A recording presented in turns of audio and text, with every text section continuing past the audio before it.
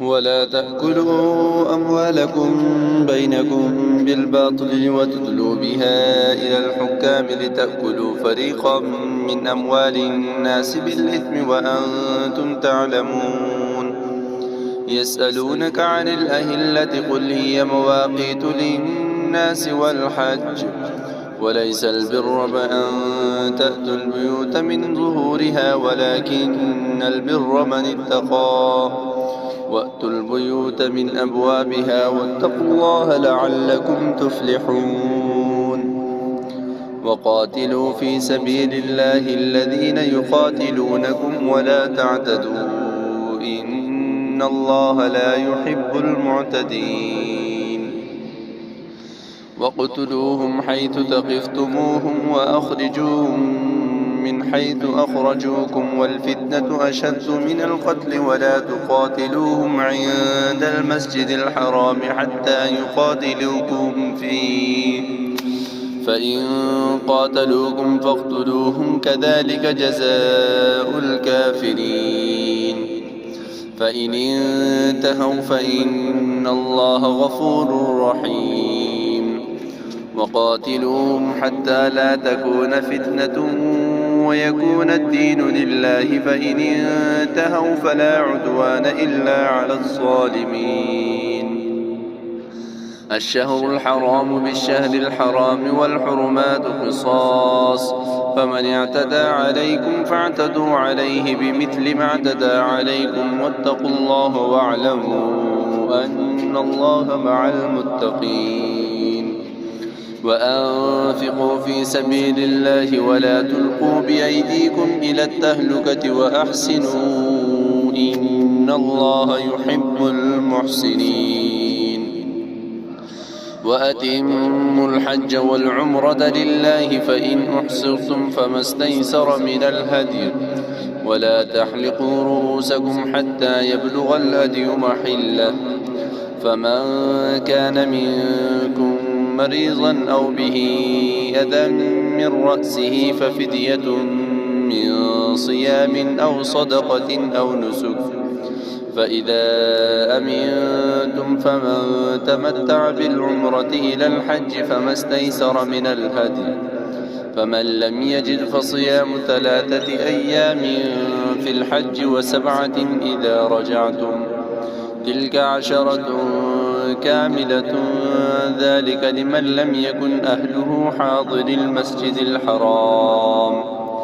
واتقوا الله واعلموا أن الله شديد العقاب.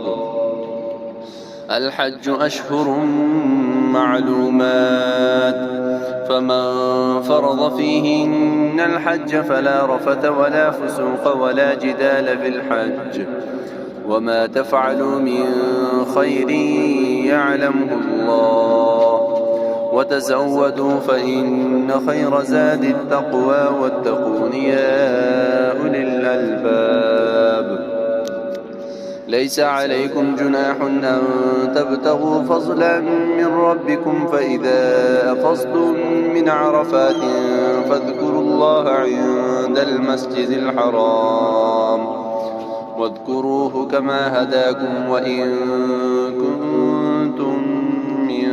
قبله لمن الضالين. ثم أفيضوا من حيث أفاض الناس واستغفروا الله إن الله غفور رحيم. فإذا قضيتم مناسككم فاذكروا الله كذكركم آباءكم أو أشد ذكرا فمن الناس من يقول ربنا آتنا في الدنيا وما له في الآخرة من خلاق ومنهم من يقول ربنا آتنا في الدنيا حسنة وفي الآخرة حسنة وقنا عذاب النار. أولئك لهم نصيب مما كسبوا والله سريع الحساب. واذكروا الله في أيام معدودات فمن تعجل في يومين فلا إثم عليه ومن تأخر فلا إثم عليه لمن اتقى واتقوا الله واعلموا أنكم إليه تحشرون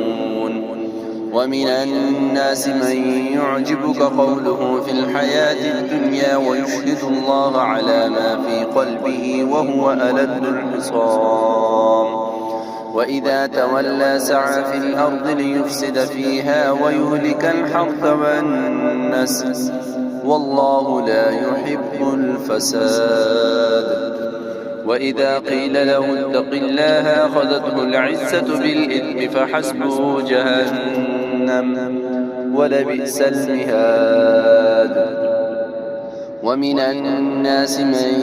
يشري نفسه ابتغاء مرضات الله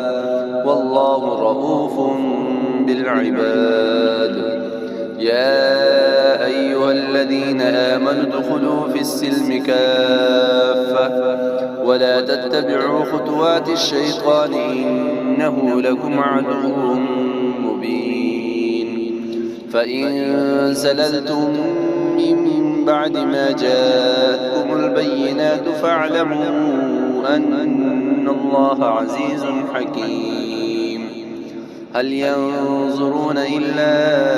أن يأتيهم الله في ظلل من الغمام والملائكة وقضي الأمر وإلى الله ترجع الأمور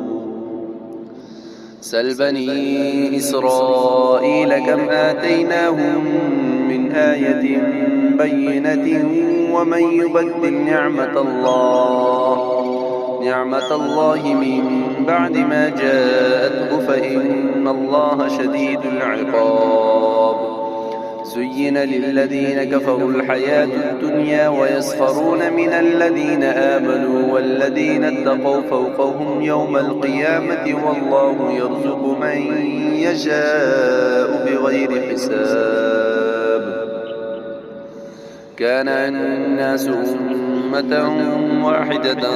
فبعث الله النبيين مبشرين ومنذرين وأنزل معهم الكتاب بالحق ليحكم بين الناس فيما اختلفوا فيه وما اختلف فيه إلا الذين أوتوا من بعد ما جاءتهم البينات بغيا بينهم فهدى الله الذين آمنوا لما اختلفوا فيه من الحق بإذنه والله يهدي من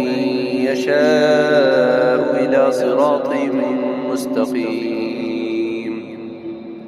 أم حسبتم أن تدخلوا الجنة ولما يأتكم مثل الذين خلوا من قبلكم مستهم البأساء والضراء وزلزلوا حتى يقول الرسول والذين آمنوا معه متى نصر الله ألا إن نصر الله قريب يسألونك ماذا ينفقون قل ما أنفقتم من خير فللوالدين والأقربين واليتامى والمساكين وابن السبيل وما تفعلوا من خير فإن الله به عليم